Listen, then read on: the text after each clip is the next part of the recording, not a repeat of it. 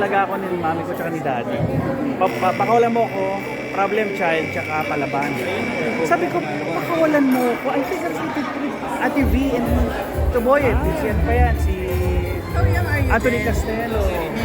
3 years old ako noon. It was a 1981 Elwood Perez film. So sabi ko, pakawalan mo ko to, yun. Kaya sabi ko trivia, tapos nag-usap kami sa backstage. Sabi ko, Ate V, remember pakawalan mo ko?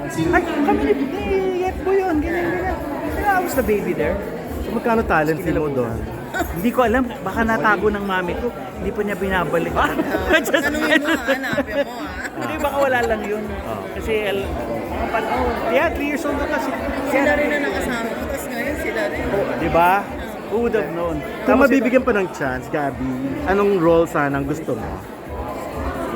Yung scene with Ate V talaga. Anong...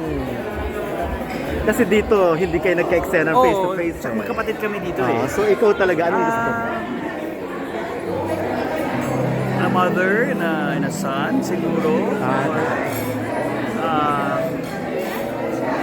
Lagi naman ako natatataka sa villain. Baka isa akong lost person who would want love, in search of love, regardless kung nanay man, kapatid man, tapos siya yun, yung ganun. Hindi ko alam, but it was close na magkaka-eksena kami, pero it would always be an honor for me to makasama lang sa pelikula na kasama si Ate V.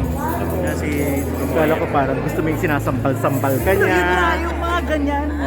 Pero a mother and a son would suffice. Alam mo yun? Pwede yun. Or abused mother. Ikaw ang mag-abuse. Oo, or baliktad. Actually, yun ang naisip ko. Diba? Talagang Hindi, bagay na... with the stature of Ate V. Gusto ko yung ganyan na, ayoko sa nasaktan. Gets mo? I'd rather gusto ko yung masaktan. Ikaw ang saktan Iba niya. lang. Oo, di ba? No, pero yeah, it's, you know, pag tinatanong ako anong dream role, it's not just a role, it's a dream project. Because I've worked with Mama Guy, with Maria, pero yung heavy drama talaga. Ang dami ko ng ideas sa naisip ko.